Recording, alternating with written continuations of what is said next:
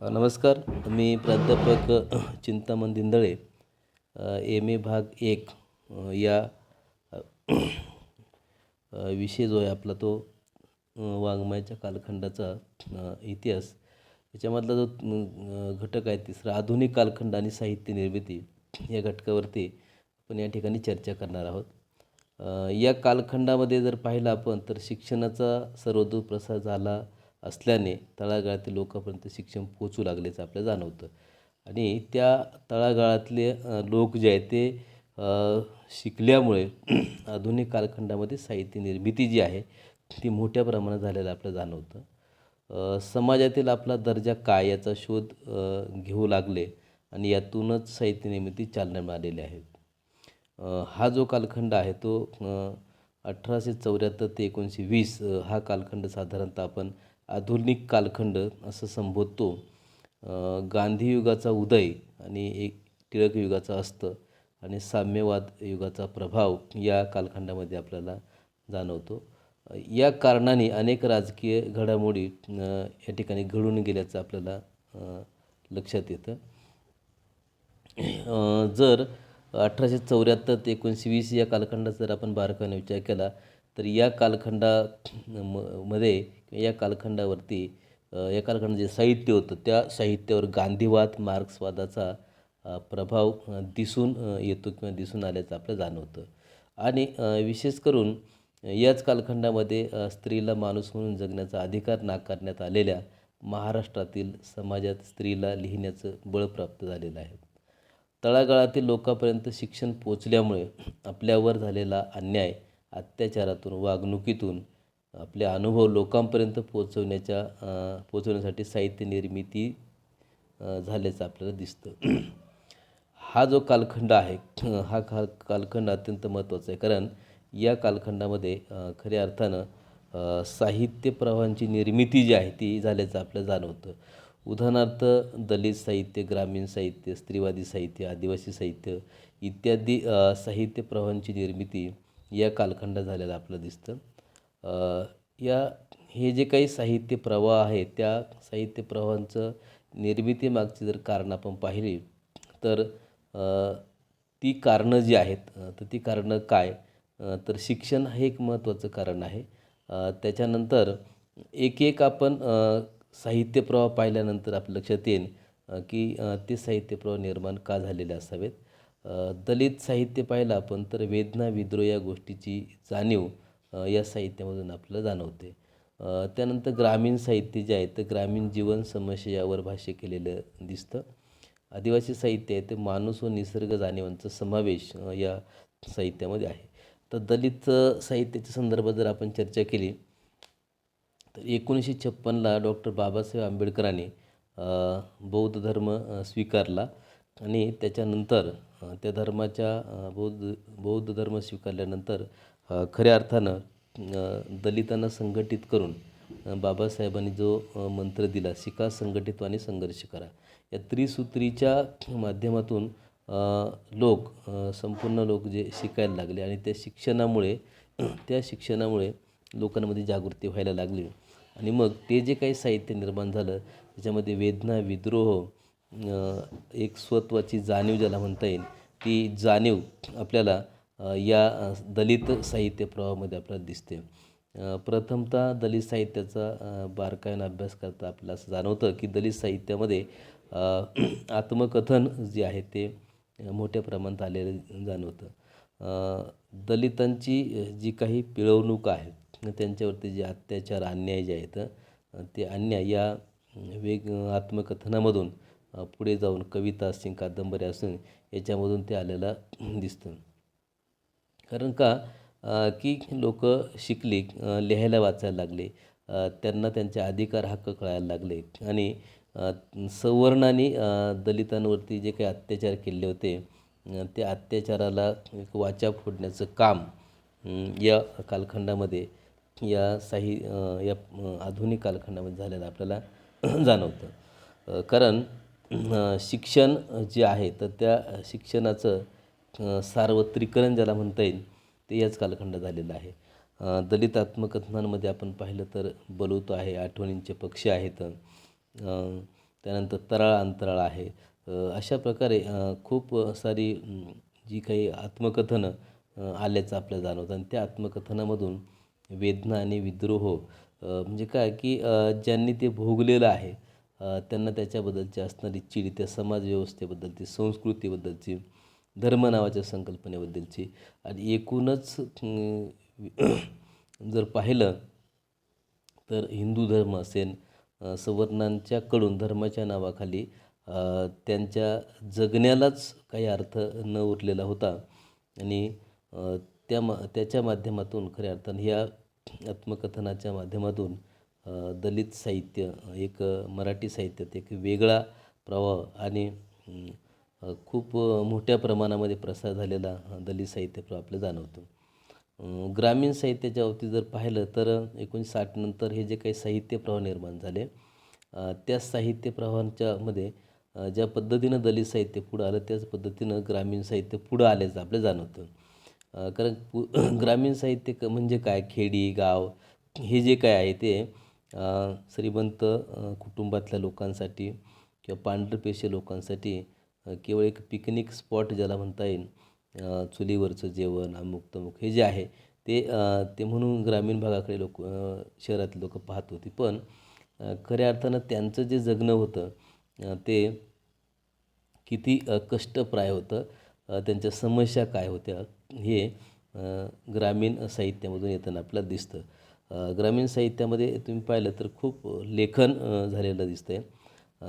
आनंद यादवांपासून तर अलीकडचे सदानंद देशमुखांपर्यंत राजन गवस असतील, शंकर पाटील, दमा मिरदार या सगळ्याच मातबर लेखकांनी व्यंकटेश माडगूळकरांची एक अत्यंत महत्त्वाची अशी कथा सर्व्हिस मोटार. त्या सर्व्हिस मोटारमध्ये एकूणच गाव जे आहे ते गाव कशाप्रकारे बदललं या बदलाचा आढावा त्या ग्रामीण साहित्यात घेतलेला आपल्याला दिसतो आणि त्या कथेच्या अनुषंगानं सर्व्हिस मोटार गावात येते आणि मग गावातले लोक बाहेर जातात, शहरातले लोक गावात येतात आणि जी काही ग्रामव्यवस्था होती, आलुतेदार पद्धती, बलुतेदार पद्धती, तर ह्या पद्धती मोडीत निघून एकूणच गावाची राया कशी जाते, गाव संस्कृतीच्या माध्यमातून कसं वाईट वळणाला लागतं या सर्व्हिस मोटार मधून आपल्याला जाणवतं. रणजित देसाईसारखे लेखक सुद्धा आपल्या माझा गाव नावाच्या कादंबरीमधून एकूणच गाव कसं बदललेलं आहे, गावाबद्दलची निष्ठा काय आहे हे रणजित देसाई त्यांच्या त्या ग्रामीण कादंबरीतून सांगतात. राजन गवस यांचं जर पाहिलं तर कळप आहे, चौडंक आहे, भंडारभोग आहे.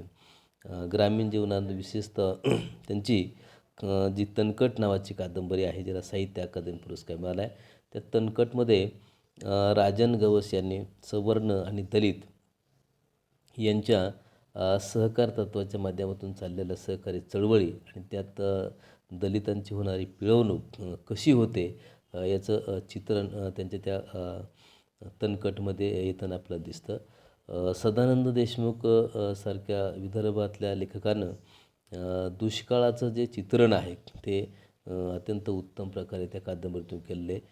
त्याही कादंबरीला साहित्य अकादमी पुरस्कार मिळाले. लचान नावांचा त्यांचा जो कथासंग्रह आहे तो म्हणजे खूप महत्त्वाचा असा म्हणायला हवा. कारण त्या लचान नावाच्या त्या कथेमध्ये तुम्ही जर पाहिलं तर त्या लचान नावाच्या कथेमध्ये पाण्यासाठी पाण्यासाठी एक नवरा आपल्या बायकोचं एक प्रकारे म्हणजे बळीच देतो, अशा प्रकारची कथा आहे. अलीकडचे आसाराम लोमटे नावाचे कथाकार आहे, त्यांचा आलोक जो कथासंग्रह आहे त्याच्यामध्ये सुद्धा ग्रामीण जीवनामध्ये कशा प्रकारची भांडणं कुभांडं रचणे, एखाद्याला ते अडकवणे, तर याचं चित्र त्या ग्रामीण साहित्यामध्ये येतं. हे आधुनिक कालखंड जो आहे साहित्याचा, तर याच्यामध्ये अशा प्रकारच्या लेखनावरती विशेषत्वाने भर दिलेलं आपलं जाणवतं. त्यानंतर स्त्रीवादी साहित्य येतं. तर स्त्रीवादी साहित्यामध्ये पण त्याच पद्धतीनं की पुरुषप्रधान संस्कृतीला एक प्रकारे विरोध या ठिकाणी दाखवल्याचं आपल्याला जाणवतं. कमल देसाई असतील, गौरी देशपांडे असतील, अगदी अलीकडं जर पाहिलं तर कविता महाजन असतील, या सगळ्याच लेखिकांना अत्यंत दमदारपणे आपलं स्त्रीवादी साहित्य जे आहे ते लिहिलं दिसतं. कविता महाजनची जी कादंबरी आहे, विशेषतः ब्रबद्दल जर आपण पाहिलं तर ब्रमध्ये ग्रामीण भागातील, विशेषतः आदिवासी भागातील स्त्रियांचं राजकारणातील काय स्थान आहे, एकूणच स्त्री म्हणून त्या अनुषंगाने लिहिलेली ती अत्यंत महत्त्वाची कादंबरी मानता येईल. मंगला आटलेकर हिने तिची कथा नावाचा जो कथासंग्रह लिहिलेला आहे, तो स्त्रीवादाच्या अनुषंगानं खूपच महत्त्वाचा आहे. कारण त्याच्यामध्ये 10 कथा असून त्या 10 प्रकारच्या वेगवेगळ्या समस्यांच्या कथा आहेत. म्हणजे कुरूप दिसणाऱ्या स्त्रीच्या व्यथा वेगळ्या, त्यानंतर ग्रामीण भागातल्या स्त्रीच्या व्यथा वेगळ्या. विजया राज्याध्यक्ष यांची जी कथा आहे, जानकी देसाईचा प्रश्न, या कथेचा मी या ठिकाणी विशेष उल्लेख करेल. कारण त्या कथेमध्ये मुंबईसारख्या शहरामध्ये राहणाऱ्या महाविद्यालयीन शिक्षण घेणाऱ्या मुलींचं लिव्ह इन रिलेशनशिप ही जी संकल्पना जी आहे ती 70-80 दशकामध्ये कशा प्रकारे रुजली होती. आज तर तो परवलीचा शब्द झाला आहे. म्हणजे अशा प्रकारे या स्त्रीवादी साहित्याच्या अनुषंगानं आपल्याला हा प्रवाह व्यवस्थित पाहता येतो. त्यानंतर आदिवासी साहित्य प्रवाह हा सुद्धा 70-80 दशकामध्ये आलेला जाणवतो. आदिवासी साहित्य प्रवाहामध्ये विशेष करून जी महत्त्वाची गोष्ट आहे ती म्हणजे एकूणच आदिवासी साहित्यामध्ये जी मग केंद्र आहे ते माणूस आणि निसर्ग जाणीवांचा समावेश त्याच्यात दिसतो. म्हणजे काय आहे की एकूण मराठी साहित्यामध्ये तर पाहिलं आपण तर माणूस हा केंद्रावरती आहे, परंतु आदिवासी साहित्य जे आहे तर ते माणूस आणि निसर्ग या दोन गोष्टींना केंद्रावरती संबोधून ते लेखन झाल्याचं आजपर्यंत आपल्याला जाणवतं. डॉक्टर संजय लोहकरे आदिवासी साहित्यिक, आदिवासी लेखक हे एका ठिकाणी असं म्हणतात की खऱ्या अर्थानं मराठी साहित्य दोनच प्रवाह असायला हवेत. एक म्हणजे आदिवासी साहित्य प्रवाह, दुसरं म्हणजे आदिवासी इतर साहित्य प्रवाह. तर या 70-80 दशकानंतर कविता ह्या खूप मोठ्या प्रमाणात आलेल्या आहेत. कविता असतील, कथा असतील, कादंबरी असेल. अलीकडचंच म्हणजे साधारणतः मागील महिन्यातच प्रकाशित झालेलं शबरी भिलनीचा एल्गार नावाचं डॉक्टर संजय लोकर यांचं जे नाटक आहे ते मला असं वाटतं की आदिवासी साहित्यामध्ये मैलाचा दगड ठरावा इतकं तर दर्जेदार नाटक. त्या नाटकामध्ये प्राचीनत्व, मध्य आणि आधुनिक अशा प्रकारच्या तीनही कालखंडाचा एकत्रितरित्या आणि निसर्ग संस्कृती काय, मातृसत्ताक पद्धती नेमकी कशी आहे ते अत्यंत सूक्ष्मपणे मांडण्याचा त्यांनी प्रयत्न केलेला आहे. त्यानंतर आपण जर पाहिलं तर हे तीन प्रवाहांची तीन प्रवाह जे आहेत त्यांची निर्मिती झाल्याचं जाणवतं. 90 नंतर जागतिकीकरण हे जगभर मूळ धरू लागलं, त्याचे पडसाद भारतात उमटल्याचे आपल्याला जाणवतं. आणि हे जी काही महानगरं होती ती महानगरं हळूहळू ती वाढायला लागली. एकूणच निसर्गचक्र बदलल्यामुळे ग्रामीण भागातील खेड्यातील माणूस रोजगारासाठी, रोजंदारीसाठी शहराची वाट धरायला लागला.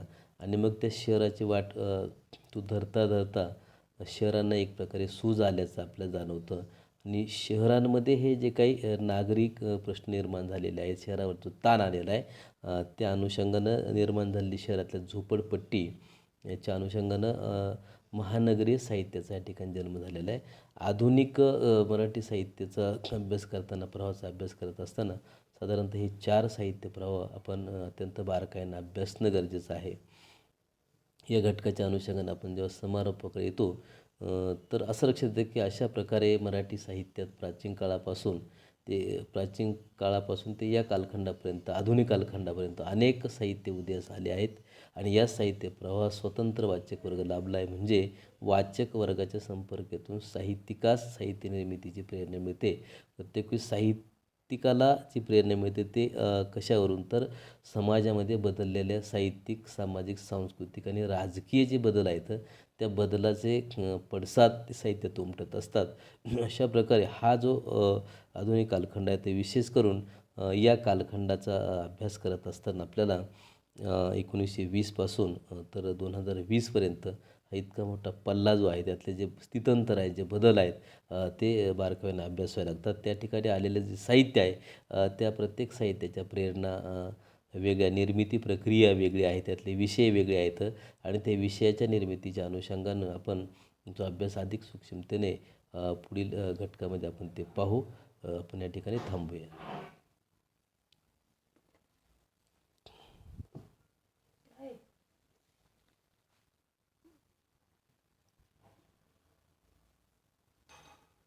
कुणाल इकडे ना, आता ते काय झालं का नाही हे बघायला पाहिजे. काय मध्येच म्हणणं